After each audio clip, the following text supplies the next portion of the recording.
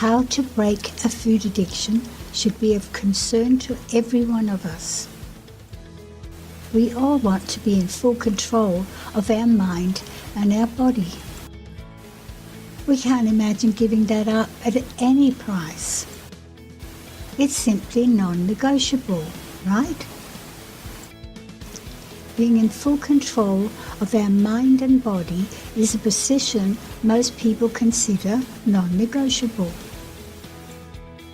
When any part of ourselves is taken away, we see that as a threat and seek ways to recover whatever it is that's been taken away from us. At one scale, we have all seen drug users, perhaps even in our own homes. We see enough to know they have lost their will and self-worth. But imagine just for a moment that all drugs were free and life could go on relatively normal. The symptoms would be managed and the world would go on. Not acceptable? Of course not. But in reality, that's exactly what's going on right now. Today, more than 60% of us are addicted to manufactured, processed foods, a food that didn't exist till 50 years ago. We're talking about fake, processed foods. Tell me honestly that your own mind doesn't constantly demand, even scream for more of that corn chip or salty, crispy, whatever. You can barely concentrate when your mind and body demands more, and isn't that almost all the time?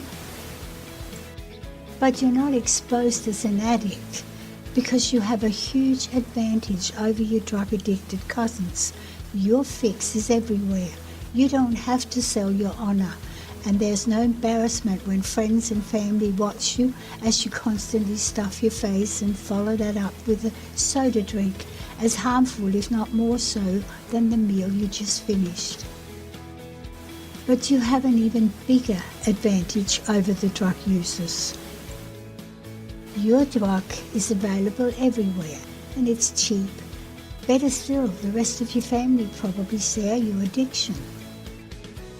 This is important because an addict is eventually willing to exchange the love of their family and the hopes of the future in exchange for a life that values the addiction above all else. If you're a food addict, you'll continue to feed your addiction till you'll ultimately end up morbidly obese. That'll be the final years of life. The tragedy is that food addiction was masterminded by the food industry, an industry determined to take over all our food. That's why food addiction is kept so secret. The food industry have their own research facilities where scientists study better ways to make their products more addictive. They were so proud of a recent creation they called the bliss point. They tested it on people who, the moment the drug hit their palate, became uncontrollable till they were given more. Could it be they finally developed that chemical cocktail that would inject into every piece of food they manufacture? Surely not. That means they would own us and our kids and every piece of food we eat. Is that really what we want?